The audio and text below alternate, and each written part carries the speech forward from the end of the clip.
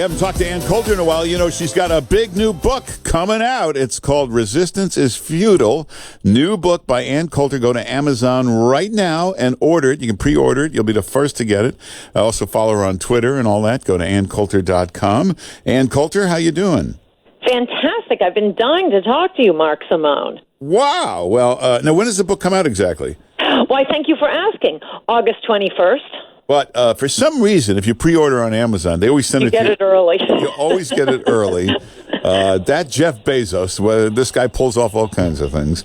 So I met him at a cocktail party, well, a big party, actually, about a month ago, and I said to him, I just hope you will be a benevolent dictator.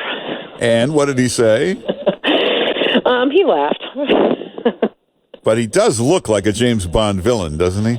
No, he's very sweet looking. He's very sweet. I don't know. He's better than the rest of these tech guys. You have to give him that. Oh, okay. But I've seen him look pretty tough at times. The rest of them, like Twitter and Facebook, I mean, they're just completely run by social justice warriors. He's been sort of notable for, I mean, there are a few things, he can't do everything himself, but there are a few things that they're banning that seem kind of silly considering the other. I mean, they don't ban, for example, Che Guevara T-shirts, yeah. responsible for the deaths of millions. Not millions, but lots. They have like 70 different varieties of Che Guevara T-shirts, but apparently they have banned the sale of Pepe the Frog T-shirts. I know. But okay, he's not throwing people off. Oh, yeah, that's a good point. They're pretty fair on Amazon. Yeah. Hey, do you think, was this possible? Can you sue ex-presidents? Could we sue Obama and Bush for leaving us this NATO mess where allies aren't paying their share or leaving the border wide open? Can we sue them for malpractice or something? I love that idea, and NATO is precisely what I wanted to talk to you about. God bless Trump, but he could go so much further. He really is so gentle and such a compromiser on things. NATO was utterly ridiculous. It was a response to the Warsaw Pact back when the Soviet Union was, goose-stepping through Eastern Europe. The Warsaw Pact was dissolved, at the end of the Soviet Union. Why are we still in NATO? And the proof of how stupid it is that all these bimbo talking heads on TV, and boy, MSNBC is good for this today, and CNN, they clearly have this preposterous list of talking points on the importance of NATO that I don't know how they even have enough brain power to remember to feed themselves, but they're not thinking it through. So none of them, it's just 0 + 0 + 0. I just heard, who's that woman, maybe she's still a representative from California whose husband was going to buy the LA Times or San Francisco Chronicle. She's sometimes on the Fox News Sunday panel. Yeah, I can't remember her name. Yeah, okay. Among her reasons, I wish I could get a clip of it because it is the proof that NATO is a load of crap. Among her reasons is that Supreme Court Justice Neil Gorsuch was a Marshall Scholar. Because, the Marshall Plan grew out of World War II, and then NATO came after that. This is allegedly, to protect Western Europe from an attack by Russia. Frankly, I think we'd be on Russia's side at this point. Western Europe is about to be Somalia, point one. Also, the one that you keep hearing thrown out that just makes me, I can't turn off the TV because I wait for, as soon as NATO comes up, okay, when are they going to mention 9/11, 9/11, 9/11? It was because of NATO that after we were attacked on 9/11, European powers, took our side. Because, what would they have done without NATO? Yes. They would have said, screw the United States. We totally needed NATO for that.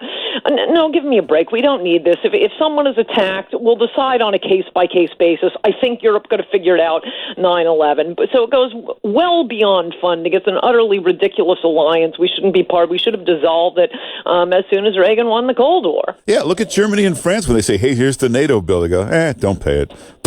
Well, if we exactly right, they often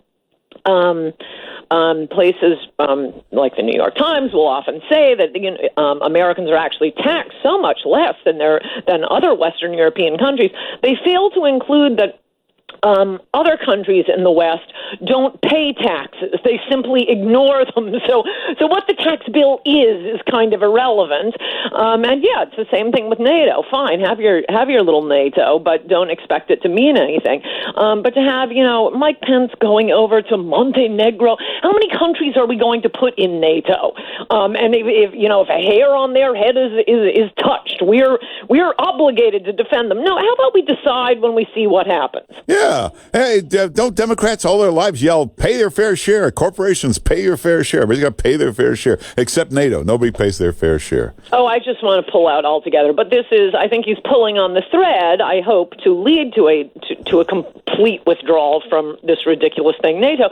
It really is. It's one of many, many, many, vast welfare programs for well-heeled, well-educated liberals. They get to be ambassador to NATO and go live in Europe at the American taxpayers' expense. For what reason? For what reason? Give me one good purpose for NATO, and every time you hear them listing the reasons, another one of that congressman, his name eludes me, Congresswoman. Another one of her reasons was that we just saw, these Thai children being pulled out of the cave. Yeah. It has absolutely nothing to do with NATO, but, it shows our common humanity. I think we can keep our common humanity without paying for rich liberals to go have great lives living in Europe. Yeah, hey, this Angela Merkel, you can see that Trump hates her, but look, what a sourpuss of a woman. How did she ever get elected? She makes Hillary Clinton look like a personality. Yeah, you're right about that. I mean, what a sour-looking woman. Hillary should go over there. That's probably the only person she could beat in an election.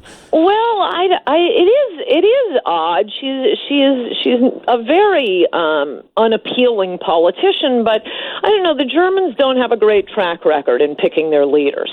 Yeah, that's true. Hey, Ann Coulter's new book is called "Resistance is Futile." Is that the whole title? No, subtitle is How the Trump-Hating Left Lost Its Collective Mind. Yeah, it's just, everybody keeps saying, well, a year from now it'll calm down. Every year it gets worse and worse and worse. It does, and it actually is frightening, although on one hand, I would say this is very good electorally for Republicans to have, members of the Trump administration, random Trump supporters being mobbed and attacked in restaurants and having, congresswomen saying, that's great. Steve Bannon, I think you saw, was in some bookstore and a woman just starts screaming at him.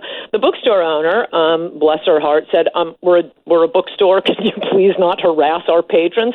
And so liberals started putting the name and address of the bookstore online so that the bookstore could be harassed for not stopping the woman who was screaming at Steve Bannon. Yeah. The head of Homeland Security, Kirsten Nielsen, or Kirsten, however you pronounce her name, she was driven out of a restaurant in Washington. I was kind of baffled by that. Where were the restaurant proprietors? But I have to say, these sorts of things, it's not good to talk about them because it creates a copycat effect. These sorts of things have happened to me for years. It's ugly and it's frightening. And I do think, and even though I think it's going to help Republicans, it's really not worth it. I mean, somebody could really get hurt. And until you have been out and about going about your day when you are suddenly set upon by a violent and psychotic mob, you have no idea how frightening it is. Yeah, and the left-wing politicians can encourage this because they know there's no chance ever that conservatives will do this to them. Conservatives just don't do that to left-wing. Absolutely right. Absolutely right. I wrote about this in Demonic, which is about mobs. It has always come from the left. It comes from the difference in the American and the French Revolution, something I wrote about for my 4th of July column last week. And, you'll hear conservatives say, if they take our guns away, we'll be in the streets. Nope. We'll be working on petitions, trying to get someone elected. I mean, look at how conservatives responded to, and I'm not complaining about this. I think it's more civilized, but it is asymmetrical warfare. The Supreme Court comes up with, just random rights, giving the left whatever it is they want on a silver platter rather than having the left having to pass these things, turn them into laws, get them on the ballot. No, they lose in democracy, and then they run to the Supreme Court. Oh, hey, would you mind finding a constitutional right to gay marriage, abortion, busing, criminal rights, pornography? That's how they cheat and win. It is the same on the Supreme Court. Asymmetrical warfare. You have no judicial activism on the right. All we can hope for from a quote conservative Supreme Court is that they will stop oppressing us with their crazy invented rules. Ann Coulter, we only have about 30 seconds left. What about Kavanaugh? You're for him, right? Oh, my gosh, what a relief. Yes. The other ones somehow slipped on the list. They got to start putting in their judicial checks how these guys are on immigration, because, as I've said before, immigration decides every other issue. I don't care about how he's going to rule on Roe v. Wade. I care about how he's going to rule on, La Raza lawsuits against Trump's wall or something like that. And two of them were absolute disasters. Amy Coney Barrett, she may have been okay, but she's very young, and one thing I'll say about Kavanaugh is I kind of feel sorry for Mr. Kavanaugh's father. Why? Well, you saw that statement. I understand why he has to do it, but it's all about women and the girls and his female clerks, and he even watches women's basketball. Oh, now that's laying it on a little thick, Brett. Yeah, all right, nobody watches women's basketball. But it was all about his mother. It's as if he was raised by a single mother. Okay, I know he has to do this. My gender is insane. But I do feel sorry for his father. Wow. I hate to say we're out of time, but everybody get Ann Coulter's new book. It's just about to be released. You can pre-order it on Amazon. That way you'll be the first to get it. It's called Resistance is Futile, new book by Ann Coulter. In fact, go to Amazon, look at the cover. It's got a great cover on it. And new column comes out tomorrow? Yes, and for the assiduous Ann Coulter readers later tonight. Oh, okay. So go to AnnCoulter.com, follow Ann Coulter on Twitter. But go to Amazon right now. Get the new book, Resistance is Futile. Order it now on Amazon. Ann Coulter, thanks for being with us. Talk to you next week, Mark. Bye-bye. Take care.